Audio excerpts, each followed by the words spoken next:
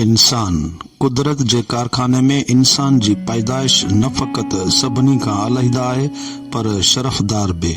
अगरचे इंसान जी ज़ाहिरी बनावट ऐं ताक़त जो मदार फ़क़त ॿिनि अखियुनि, ॿिनि ॿाहनि ऐं ॿिनि टंगनि ते आहे, पर कुदरत हुन खे उहे बातनी ऐं मख़फ़ी ताक़तूं ॾिनियूं आहिनि जिन जो मिसाल काइनात जे ॿी कंहिं बि शइ में कोन मिली सघंदो, ऐं उहे आहिनि फ़हम ऐं फ़िरासत।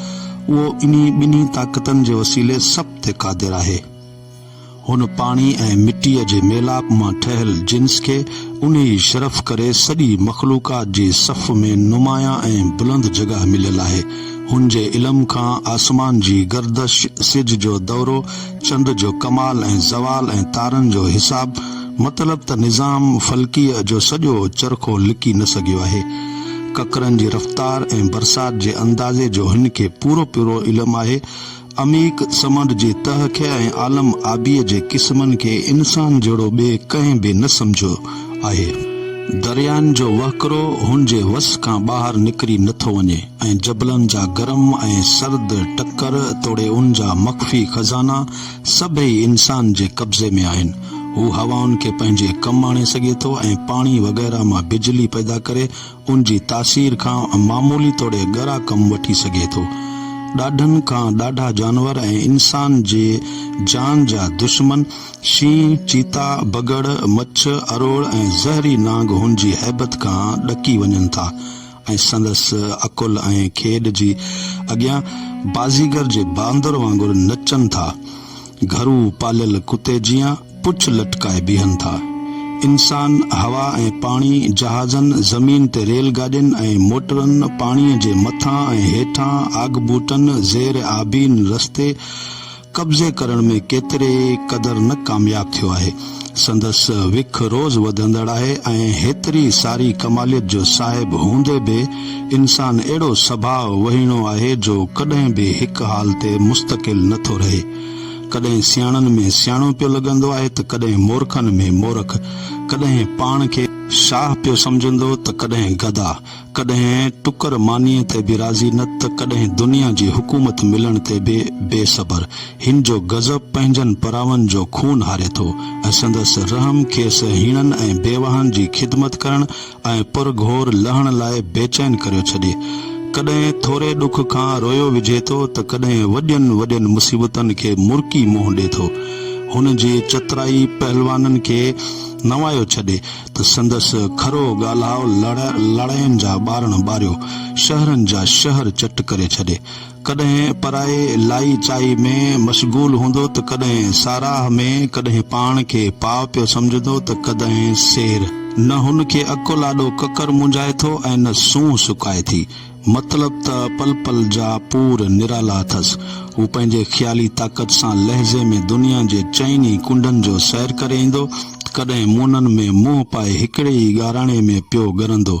जे कंहिं कम में सोभारो थियो त पाण खां किरी भाईंदो ऐं जे नाकामयाब थियो त समूरो बार तक़दीर जे कुल्हनि ते उछली विझंदो ऐं परचाइण लाइ चवंदो त मूं घणेई वस कया पर भाग कोन पिरायुमि।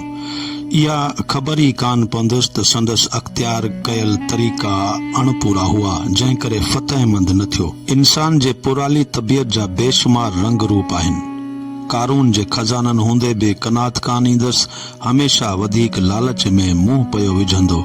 इहा ॼाण बि अथसि त हयाती खुंभीअ जो चटको आहे ऐं दुनिया जो माल मता सभु उते ई पियो हूंदो, साथ न हलंदो। ऐं हेतिरी सारी ताक़त जे घमंड हूंदे बि लॻो वाव त वयो साह, पर तॾहिं बि रहंदो कोन।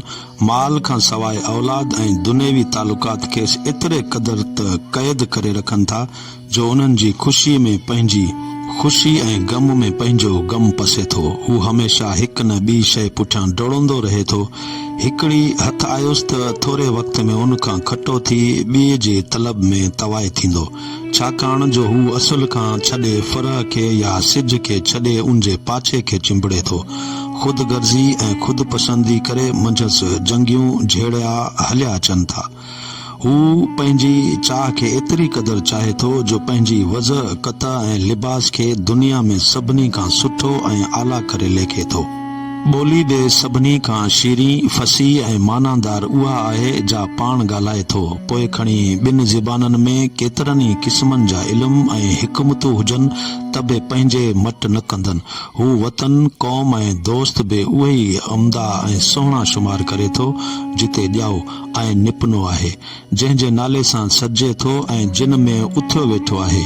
मतिलब त हर शइ जंहिंमें हुनजी मिज़ाज जूं खूबियूं आहिनि या जंहिं मां हुनजी कंहिं खूबी जी बोइ अचे थो उहा खूब आहे, ऐं जे मंझंदि उहे मौजूद न आहिनि त बुरी, जंहिं करे हू उहे खूबियूं ॿियनि में पैदा करणु चाहे थो ऐं उनखे ज़ोरी मरण खां बि नथो घुसे। अलबत्ता जॾहिं पाण ते ॿोली सिखे थो त धारनि जी वज़ह, कथा ऐं लिबास जी आदत करे थो त पोइ उन में हुन लाइ हिकु क़िस्म जी लुत्फ़ पैदा थियो पियो। न फ़क़ति एतिरो पर कन हालतनि में त संदसि अहिड़ी ग़ुलामी जहिड़ी ज़हनियत थी पवे जो उन्हनि जे मट पंहिंजी ज़बान ऐं रस्मूं बि न सम्झंदो। धर्म खां प्यारी ॿी का बि शइ नाहे, पर जॾहिं पंहिंजो धर्म मटाईंदो तॾहिं उन ते हमलनि करण खां बि आर कोन ईंदसि। हू जेरे लाइ ॿकरी कुही विझंदो।